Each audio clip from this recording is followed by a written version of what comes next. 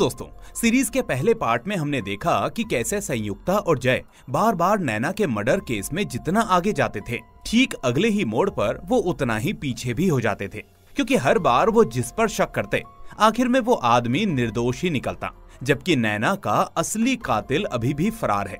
तो चलिए शुरू करते हैं दूसरा पार्ट। लेकिन जिन लोगों ने पहले पार्ट को नहीं देखा वो पहले पार्ट को देख लें, जिसका लिंक आपको डिस्क्रिप्शन में और पिन कमेंट में मिल जाएगा। तो इस पार्ट की शुरुआत में हम देखते हैं कि शाम को सीनियर ऑफिसर राठी संयुक्ता को नैना की रिपोर्ट देता है, जिसमें नशे का कोई सबूत नहीं था। अब वो कहता है कि तुम और जय इतने दिनों से गलत दिशा में जांच कर रहे थे। इसके बाद ओजस अपने वकील के साथ पुलिस स्टेशन पहुंचता है, जहां संयुक्ता उससे पूछती है कि उस रात नैना का उससे झगड़ा क्यों हुआ था। तो ओजस बताता है कि उसे लगा कि नैना किसी और के साथ घूम रही है, साथ ही वो उससे बुरा बर्ताव करती थी और लावण्या से भी दूरी बना रही थी। इसके अलावा कॉलेज फेस्ट में उसने नैना को किसी और लड़के से बात करते देखा था और पूछने पर वो गुस्सा हो गई थी। अब संयुक्ता पूछती है कि तुम्हारी गाड़ी रात भर कॉलेज में क्यों थी। तो ओजस कहता है कि वो बहुत नशे में था, इसलिए उसने वो गाड़ी वहीं छोड़ दी थी। अब संयुक्ता पूछती है कि अगर वो 10 बजे चला गया था तो आरफ की गाड़ी उसके घर के सामने 3 बजे क्यों दिखी, जिस पर ओजस कहता है कि वो बस घूम रहे थे और वो नैना से प्यार करता था और उसका कत्ल उसने नहीं किया। उधर हम देखते हैं कि ऐप की बात लीक करने के शक में तुषार अपने दोस्त और साथी साहिल को अपने काम से बेदखल करके निकाल देता है, जबकि साहिल उसे काफी समझाता है, लेकिन वो उसकी एक नहीं सुनता। इसके बाद रात में जय एक बार में जाता है, जहां आरफ का दोस्त नीरव किसी के साथ ड्रिंक शेयर कर रहा होता है। अब बातों बातों में नीरव जय से कहता है कि कॉलेज की लड़कियां बोरिंग हैं, लेकिन नैना अलग थी। पर जय कहता है कि नैना तो एक सीधी साधी लड़की थी ना। लेकिन नीरव मुस्कुराकर उसे एक वीडियो दिखाते हुए कहता है कि ये सब तो बस एक दिखावा था। अब वो वीडियो देखकर जय फौरन संयुक्ता को बुलाता है और थाने में बताता है कि नैना का एक सेंसिटिव वीडियो कॉलेज में वायरल हो गया है, जिसमें ओजस भी उसके साथ है। वो कहता है कि ओजस और आरफ ने ही ये वीडियो बॉयज ग्रुप में भेजा था। अब संयुक्ता को शक होता है कि अगर उन्होंने ये वीडियो ग्रुप में भेजा तो इसकी वजह क्या होगी। फिर फॉरेंसिक लैब में गौतम बताता है कि बेसमेंट में मिला खून O पॉजिटिव है, जबकि नैना का ब्लड ग्रुप B पॉजिटिव है। साथ ही सिर के बालों में मिले कांच के टुकड़े भी स्टोर रूम के कांच से मेल नहीं खाते। फिर संयुक्ता केतन को वीडियो दिखाकर कहती है कि ऐसा लगता है कि किसी और का चेहरा नैना के चेहरे से बदल दिया गया है। तो केतन पूछता है कि अगर ऐसा है तो फिर ये असली लड़की कौन है, जिस पर संयुक्ता कहती है कि वो लड़की जिसका खून O पॉजिटिव है वही उस रात बेसमेंट में थी। इसके बाद संयुक्ता कॉलेज में लावण्या से मिलने जाती है, जबकि जय ओजस को जबरदस्ती गाड़ी में बैठाकर कहीं ले जाता है। फिर रास्ते में ओजस अपने पिता को अपनी लाइव लोकेशन भेज देता है, जबकि संयुक्ता लावण्या से सच बताने को कहती है। अब लावण्या उसे बताती है कि उस रात आरफ ने ही नैना के साथ बुरा बर्ताव किया था, जिसके बाद गुस्से में नैना जाने लगी। लेकिन मैंने उससे कहा कि वो दोनों तो मजाक कर रहे हैं और वैसे भी मैं ओजस को पसंद करती हूँ। तो नैना ने मुझसे कहा कि वो तो बुरा लड़का है और उसने मेरे साथ जबरदस्ती करने की कोशिश भी की है, लेकिन मैंने उसका विश्वास नहीं किया, जिस वजह से हमारा झगड़ा बढ़ गया। और इतने में आरफ आया और उसने मुझसे कहा कि ओजस मेरा इंतजार कर रहा है, जिसे सुनकर गुस्से में नैना वहाँ से चली गई। अब लावण्या बताती है कि नैना के जाने के बाद मैं और ओजस साथ थे, जबकि आरफ छुपकर हमारी वीडियो बना रहा था। इसलिए जब मैंने उसका फोन छीना तो मैं गिर पड़ी और मेरे हाथ में कांच का टुकड़ा घुस गया। फिर खून बहने पर वो मुझे क्लिनिक ले गए और उन्होंने वादा किया कि वो ये वीडियो किसी को नहीं दिखाएंगे, लेकिन बाद में मैंने देखा कि उन्होंने नैना का चेहरा उसमें डाल दिया है। आगे लावण्या कहती है कि पिछले कुछ महीनों से नैना का बर्ताव बदल गया था। तो संयुक्ता पूछती है इसका मतलब। तो वो कहती है कि एक दिन नैना मेरे घर आई और तभी उसका फोन बजा। अब मैंने पूछा तो उसने कहा कि ये उसका फोन है और वो वॉशरूम में चली गई, जबकि उसका असली फोन टेबल पर था। यानी उस वक्त उसके पास 2 फोन थे। इसके बाद लावण्या ने संयुक्ता को एक बस टिकट दिखाकर कहा कि ये मुझे उसी दिन नैना के बैग से मिला था, जिस पर संयुक्ता पूछती है कि नैना नेरुल की थी तो ये टिकट कहाँ का है, जिस पर लावण्या बताती है कि उसे नहीं पता कि नैना ने दूसरा फोन क्यों लिया, लेकिन वो हमेशा उसके पास रहता था और आधी रात को कभी कभी उस फोन पर कॉल भी आता था। उधर हम देखते हैं कि रक्षा ने जानवी को ब्लैकमेल करके अपनी पार्टी में शामिल कर लिया है, लेकिन तुषार गुस्से में कहता है कि वो लोगों की भलाई के लिए राजनीति में आया था और किसी को ब्लैकमेल करने से कुछ भी अच्छा नहीं होगा, ये एक धोखा है। उधर उद्धव का दोस्त विनायक उससे कहता है कि पुलिस ने फिर से नैना के कमरे की तलाशी ली है, इस सब से बच्चों पर असर पड़ रहा है, इसलिए अच्छा होगा अगर हम बच्चों को नानी के घर भेज दें। क्योंकि बार बार पुलिस आने से उन पर बुरा असर पड़ेगा। इसके बाद वो उद्धव से पूछता है कि क्या पुलिस ने केस पर कोई अपडेट दिया है, तो उद्धव इसका जवाब नहीं देता। फिर विनायक कहता है कि पायल सही थी कि पुलिस किसी बड़े नेता को गिरफ्तार नहीं करेगी और हमें ही कुछ करना पड़ेगा। लेकिन उद्धव उससे कहता है कि सब्र करो, पुलिस अपना काम कर रही है। उधर संयुक्ता जय को अपनी थ्योरी बताती है। वो कहती है कि उस रात नैना कॉलेज फेस्ट में एक्स्ट्रा कपड़े लेकर गई थी, यानी उसने कहीं और जाने का भी प्लान किया था। फिर रात 8 बजे उसके फोन की बैटरी खत्म हुई, लेकिन उसने चार्ज नहीं किया क्योंकि उसके पास दूसरा फोन था और जिससे वो मिलने जा रही थी उसके पास उसका नंबर दूसरे मोबाइल में भी होगा। लेकिन नैना सीसीटीवी में नहीं दिखी क्योंकि वो कॉलेज के पीछे वाले गेट से निकली जहाँ कोई कैमरा नहीं था। साथ ही उसने किसी और को नहीं बताया कि वो कहाँ जा रही थी, यानी वो ये सारी बातें सभी से छुपा रही थी। संयुक्ता को लगता है कि वो जिससे भी मिलने गई थी वो आदमी कॉलेज का नहीं था और उसने ही कहा होगा कि वो उसे इस फोन से कॉल ना करे। अब जय ये सुनकर कहता है कि शायद वो कोई ऐसा था जिसने सब कुछ पहले से ही प्लान किया था, यानी वो जरूर उम्र में नैना से बड़ा होगा। फिर संयुक्ता कहती है कि नैना का घर और कॉलेज नेरुल में है, तो वो बार बार वाशी क्यों जा रही थी और उसका बैग अब तक क्यों नहीं मिला। तभी बैग से जय को कुछ याद आता है और वो एक बैग निकालकर कहता है कि ये मुझे नैना के कमरे की अलमारी से मिला था। तो संयुक्ता पूछती है कि इसका मैं क्या करूं, जिस पर जय कहता है कि इसकी खास बात यह है कि ये बैग करीब 4 लाख रुपए का है, जो वेटिंग लिस्ट पर मिलता है, यानी एक आम आदमी के लिए ये बैग सपने जैसा है। वो आगे कहता है कि शायद ये बैग उसी आदमी ने दिया जिससे नैना मिलने गई थी और नैना के परिवार को शायद कुछ नहीं पता होगा क्योंकि पायल बहुत ही सख्त है और ऐसे माता पिता के बच्चे ज्यादा झूठ बोलते हैं। अब ये सुनकर संयुक्ता उदास हो जाती है क्योंकि वो महसूस करती है कि उसकी सख्ती के कारण उसकी बेटी माही भी उससे दूर हो गई है।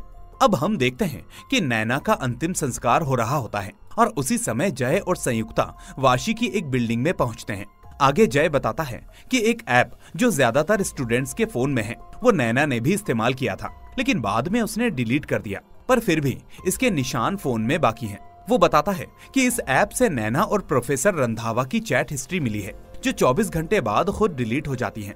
जय बताता है कि रंधावा को पिछले कॉलेज से इसीलिए निकाला गया था क्योंकि उसका एक स्टूडेंट के साथ रिलेशन था। इसके बाद संयुक्ता और जय सीधे प्रोफेसर रंधावा के घर जाते हैं जहां उसकी प्रेग्नेंट पत्नी सुप्रिया कहती है कि मेरे पति अभी घर पर नहीं है, लेकिन वो शुक्रवार को लोनावला गए थे और सोमवार की सुबह लौटे।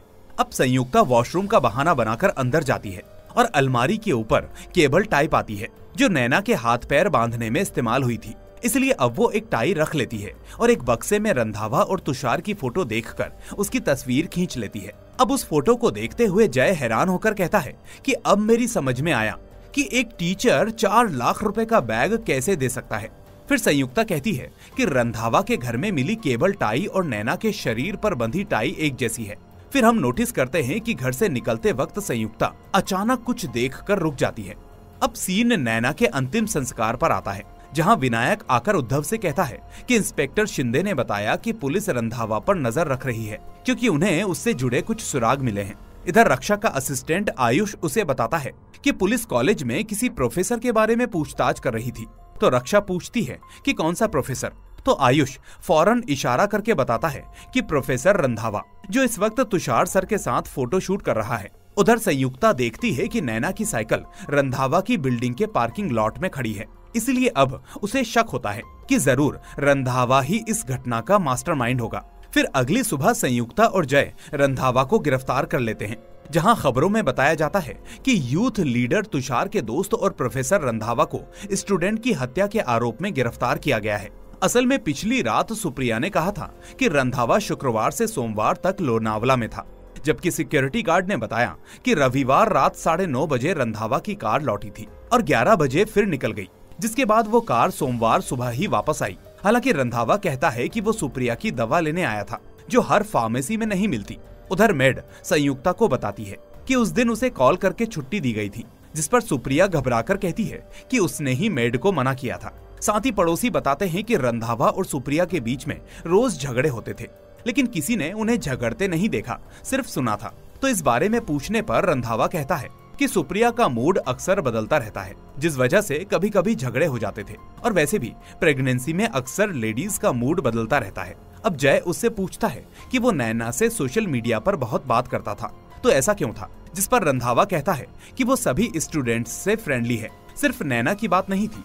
उधर एक पड़ोसी कहता है कि उसने उस रात नैना को बिल्डिंग में घुसते देखा था, जबकि दूसरा कहता है कि उसने रंधावा को एक बेहोश लड़की को गाड़ी में बैठाते देखा था। जबकि सुप्रिया का कहना था कि वो रात 10 बजे सो गई थी और 2 बजे उठी तो रंधावा पास में था। अब जय कहता है कि अच्छा, मजे की बात तो ये है कि वो मर्डर भी 10 बजे से 2 बजे के बीच में हुआ था। तो ये सुनकर सुप्रिया अपने बयान में फंस जाती है। वहीं रंधावा भी अब समझ जाता है कि वो अब पकड़ा गया, लेकिन वो कहता है कि उस रात नैना उसके घर पर आई थी और उसने दरवाजा भी खोला था, लेकिन नैना ने कहा कि वो अपनी साइकिल डोनेट करने आई है, क्योंकि इस बारे में उसने पहले भी बात की थी। लेकिन रंधावा ने उसे वो पार्किंग में रखने को कहा, जिसके बाद नैना ने उसे एक किताब देकर कहा कि गुरुवार को आपका जन्मदिन है, तो ये आपका गिफ्ट है। इसके बाद वो अंदर चला गया और फिर उसे नहीं पता कि नैना कहाँ गई। वो कहता है कि उसने झूठ बोला क्योंकि उसकी पत्नी प्रेग्नेंट है और वो ये स्कैंडल नहीं चाहता था। लेकिन जय गुस्से में पूछता है कि वो जिस फोन से नैना से बात करता था वो कहाँ है। साथ ही वो कहता है कि तुम्हारी पत्नी भी तो तुम्हारी स्टूडेंट थी जिससे तुमने शादी की, यानी अपने स्टूडेंट्स को फंसाना तुम्हारी बहुत ही पुरानी आदत है ना। लेकिन रंधावा कहता है कि नैना सिर्फ उसकी स्टूडेंट थी और उसके पास दूसरा कोई फोन नहीं है। तभी संयुक्ता के फोन पर उसकी माँ का कॉल आता है, जो उसे बताती है कि माही गायब है और उसका फोन संयुक्ता के पास है। तभी संयुक्ता को याद आता है कि पिछली रात झगड़े में संयुक्ता ने माही का फोन रख लिया था। उधर रंधावा की गिरफ्तारी से नैना के माता पिता टूट जाते हैं, क्योंकि उन्हें यकीन ही नहीं होता कि एक प्रोफेसर ऐसा कर सकता है। साथ ही तुषार भी इस बात से बहुत परेशान होता है, क्योंकि रंधावा उसका करीबी दोस्त था। अब रक्षा उसे बताती है कि कल पार्टी मीटिंग में जानवी होगी, लेकिन ये सुनकर तुषार गुस्से में उसे अकेला छोड़ने को कहता है। इधर संयुक्ता घर लौटकर माही के दोस्तों को फोन करके उसे ढूंढती है। तभी केतन उसे बताता है कि माही जिस दोस्त से मिलने गई थी उसकी लोकेशन मिल गई है। इसके बाद संयुक्ता वहां पहुंचकर बेल बजाती है और माही को पुकारती है, लेकिन जब माही बाहर आती है तो अपनी माँ को देखकर गुस्सा हो जाती है। इधर तुषार एक बार में साहिल को उदास देखता है। तभी साहिल उससे पूछता है कि अगर वो तुषार का करियर बर्बाद करना चाहता तो तुषार और रक्षा का राज पहले ही मीडिया में खोल देता। इस तरह वो उससे कहता है कि मुझे फंसाया गया है, मैंने उस ऐप के बारे में कोई बात लीक नहीं की थी। अब तुषार पछताकर उसे वापस काम पर बुलाता है, लेकिन साहिल उसे मना कर देता है और कहता है कि हमारा रोल मॉडल और दोस्त रंधावा जेल में है और सब हमें दोषी मान रहे हैं, इसलिए अब आगे कुछ भी झेलने की हिम्मत मुझ में नहीं है। उधर माही रास्ते में अपनी माँ से गुस्से में कहती है कि आपके बर्ताव की वजह से आज मैंने एक अच्छा दोस्त खो दिया। लेकिन संयुक्ता जवाब देती है कि ऑनलाइन दोस्ती 2 दिनों की होती है और माही ने उस पर इतनी आसानी से भरोसा कैसे कर लिया, वो तो अभी बच्ची है। लेकिन माही चिल्लाकर कहती है कि क्या मैं अब आपको एक बच्ची लग रही हूँ? आपका और पापा का झगड़ा रात भर चलता रहा, फिर अचानक पापा चले गए तो आपका प्यार फिर से बढ़ गया। इस तरह वो संयुक्ता को स्वार्थी कहती है, जिस पर संयुक्ता कुछ नहीं बोल पाती। अब हम देखते हैं कि नैना की हत्या को 5 दिन हो गए थे। साथ ही संयुक्ता अब माही के फोन पर सॉरी लिखकर उसे वो फोन लौटा देती है। उधर पार्टी ऑफिस की मीटिंग में जानवी कहती है कि अब खुद को बचाना जरूरी है, इसलिए तुषार को मीडिया में कहना चाहिए कि पार्टी का रंधावा से कोई संबंध नहीं है। लेकिन तुषार इसके लिए मना करता है, जबकि जानवी इस बात पर बहुत जोर देती है। दूसरी तरफ संयुक्ता रंधावा के फ्लैट में जांच करने जाती है, जहां बेडरूम की साइड टेबल पर उसे नैना की कविता की किताब और एक नोट मिलता है, जिसमें लिखा होता है कि फिर से खुद पर विश्वास करने के लिए धन्यवाद सर। साथ ही वो देखती है कि जमीन पर खून के निशान हैं, जो शायद रंधावा ने साफ किए थे। इसके बाद सीनियर ऑफिसर राठी फौरन संयुक्ता को कॉल करके थाने बुलाता है। इस बीच हम देखते हैं कि प्रवीण और तुषार एक टॉक शो में जाते हैं, जहां प्रवीण सभी से कहता है कि रंधावा जैसे आदमी का दोस्त और उसके बारे में चुप रहने वाला आदमी कभी लड़कियों का भला नहीं चाहेगा। लेकिन तुषार ये सब सुनकर भी चुप बना रहता है। इधर राठी संयुक्ता से कहता है कि रंधावा के पीछे जाने का कोई फायदा नहीं, सामने वाले रूम में जाओ, वहां तुम्हें अपना जवाब मिल जाएगा। अब वहां जाने पर एक लड़की उसे बताती है कि उस रात रंधावा सर हमें लोनावला से वापस लाए थे। असल में मैं और अमृत छुपकर शादी कर चुके थे और मेरे पिताजी को पता चल गया था, इसलिए हम रंधावा सर से मदद मांगने गए थे। वहां उस रात मेरा हाथ कट गया था, जिसके बाद वो मुझे हॉस्पिटल ले गए। अब मेडिकल बिल से संयुक्ता को पता चलता है कि रंधावा सचमुच मदद कर रहा था और ये लड़की जो कह रही है वो सच है। अब वो लड़की आगे कहती है कि नैना उस रात घर नहीं आई थी, बल्कि रंधावा सर ने हमें बचाने के लिए आपसे झूठ बोला था और वो लॉज हमारे लिए ही किराए पर लिया गया था। ये सब देखने के बाद अब राठी गुस्से में कहता है कि पहले ओजस, फिर आरव, फिर मुकेश और अब रंधावा, इन लोगों को तुमने कातिल कहा, इसलिए मुझे बताओ कि क्या तुम सच में केस सुलझाना चाहती हो या जल्दी में बंद करना चाहती हो। तो संयुक्ता शर्मिंदगी से चुप रहती है। उधर पार्टी ऑफिस में जानवी कहती है कि 17 विधायक नई पार्टी बनाना चाहते हैं, लेकिन तुषार फिर भी अभी रंधावा के पीछे है। तभी साहिल टीवी ऑन करता है और सभी को पता चलता है कि क्राइम सेल ने रंधावा को छोड़ दिया है, क्योंकि सबूतों से साफ हो चुका है कि उसका नैना की हत्या से कोई संबंध नहीं है। फिर जय संयुक्ता को समझाता है कि जांच में गलती हो सकती है, क्योंकि रंधावा एक स्ट्रॉन्ग सस्पेक्ट है। उधर रक्षा गुस्से में तुषार से पूछती है कि साहिल को क्यों वापस लिया है, जब मैंने तुमसे कहा था कि उसने ऐप वाली बात लीक की थी। तो तुषार कहता है कि सारे कंप्यूटर में उसकी आईडीज हैं, इसलिए कोई भी उसके मेल से मेल भेज सकता है, फिर मैं उस पर शक क्यों करूं।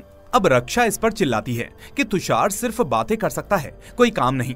तो तुषार उसे जवाब देता है कि अब मुझे तुम्हारी जरूरत नहीं, मैं खुद कर लूंगा जो भी मुझे करना है, जिसे सुनकर रक्षा गुस्से में चली जाती है। अब हम देखते हैं कि संयुक्ता और जय टूटी हुई कैंपेन की गाड़ी देखने पहुंचते हैं, जहां संयुक्ता कहती है कि सबसे बड़ा सवाल यह है कि आखिर उस कातिल को ये गाड़ी कैसे मिली।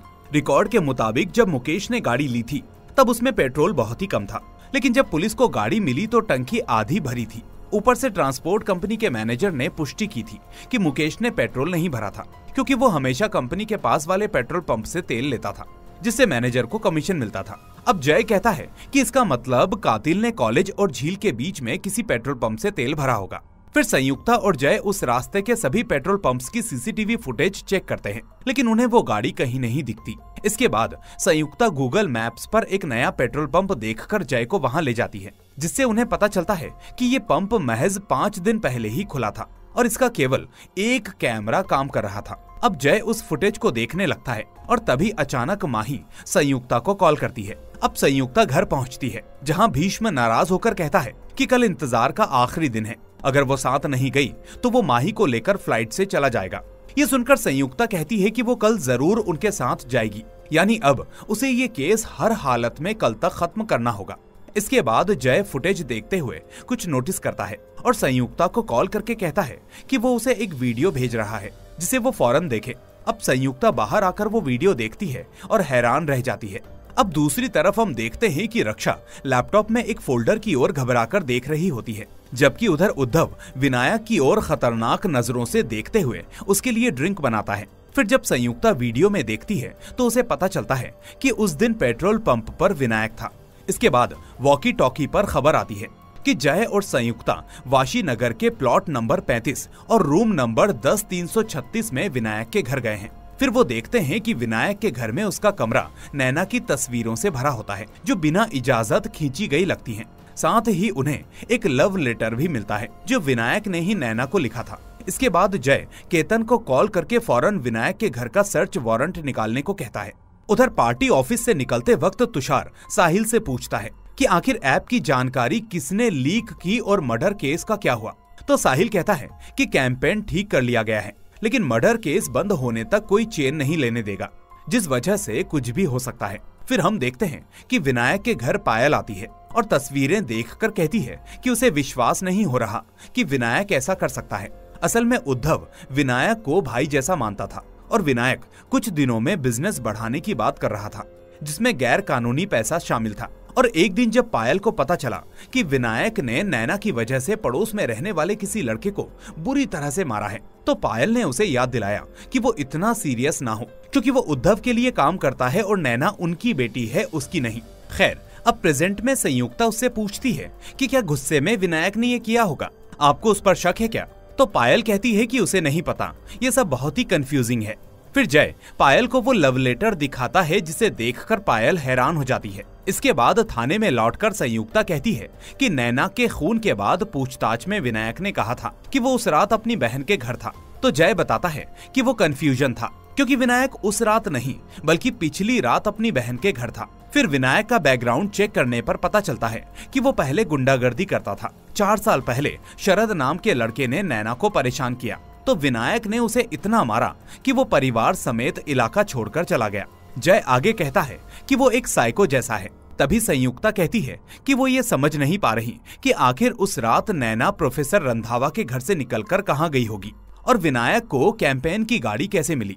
तभी माही उसे मैसेज करती है कि उसका सामान पैक किया या नहीं, और सोशल मीडिया पर फॉलो करने पर ब्लॉक करने की धमकी देती है। तभी ब्लॉक शब्द सुनकर संयुक्ता को कुछ याद आता है और वो केतन और जय से पूछती है कि क्या उन्होंने नैना के फोन में सीक्रेट चैटिंग ऐप के ब्लॉक अकाउंट्स चेक किए थे।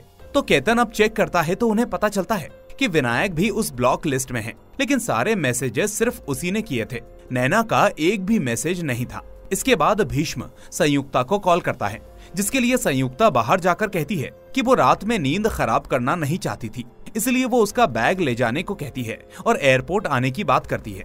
फिर कॉल के कटते ही हम देखते हैं कि तुषार उसके सामने खड़ा होता है, जिसे देखकर संयुक्ता हैरान हो जाती है।